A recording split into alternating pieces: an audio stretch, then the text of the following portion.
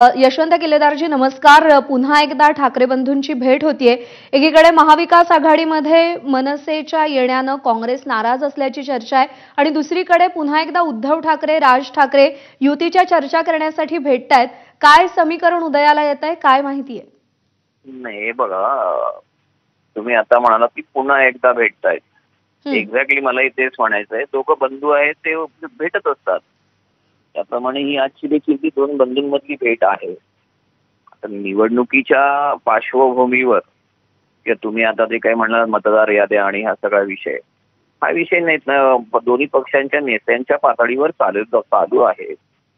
मला वाटत नाही की आजची भेट ही केवळ त्यासाठी असेल। दोन बंधू आहेत, ते एकमेकांच्या घरी भेटीगाठी करत असतात, त्याचाच एक भाग आहे आजच्या बैठकीत, म्हणजे आजच्या भेटण्याचा असावा।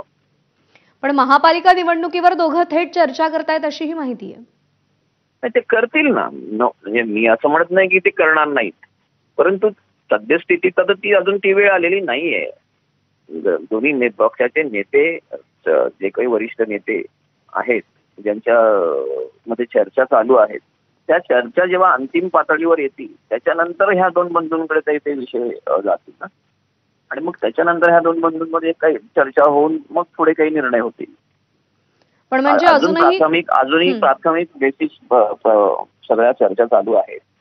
त्या अंतिम टप्प्यातल्या चर्चा आहेत तेव्हा या दोन बंधूंमध्ये नक्कीच चर्चा होतील ना, आणि ते स्वाभाविक आहे, दोन्ही पक्षाचे प्रमुख असल्यामुळे ते अंतिम टप्प्यातल्या चर्चा दोघांमध्ये नक्की होतील।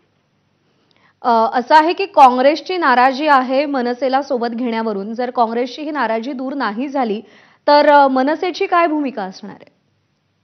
नाही, हे त्या आघाडीमध्ये नेमकं काय चाललंय या बाबतीत आम्ही अन्नभिन्न आहोत, कळलं का? आता विषय असा येतो की काँग्रेसकडे कोणत्याही पद्धतीचा प्रस्ताव आम्ही घेऊन गेलेलो नाही किंवा तेही आमच्याकडे घेऊन आलेले नाही। आता त्यांनी आघाडीत न राहण्याचं कारण स्पष्ट केलं होतं मध्यंतरी यांनी, ताई जगतापांनी, की हा कार्यकर्त्यांची निवडणूक आहे, प्रत्येक कार्यकर्त्याला निवडणूक लढवायला पाहिजे आणि त्यांना संधी मिळायला हवी वगैरे वगैरे वगैरे। तर त्या अँगलनी, त्या दृष्टिकोनातून प्रत्येक पक्षाने जसा आपापला निर्णय घ्यायचा आहे तसा काँग्रेस निर्णय घेण्यासाठी त्यांना तो अधिकार आहे, बरोबर?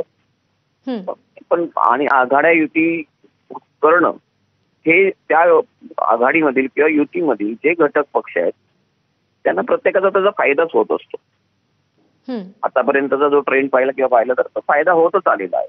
त्यामुळे परंतु अंतिम निर्णय हा पक्षाचे जे वरिष्ठ आहेत तेच घेतात, त्यामुळे त्यावर वरिष्ठच बोलतील।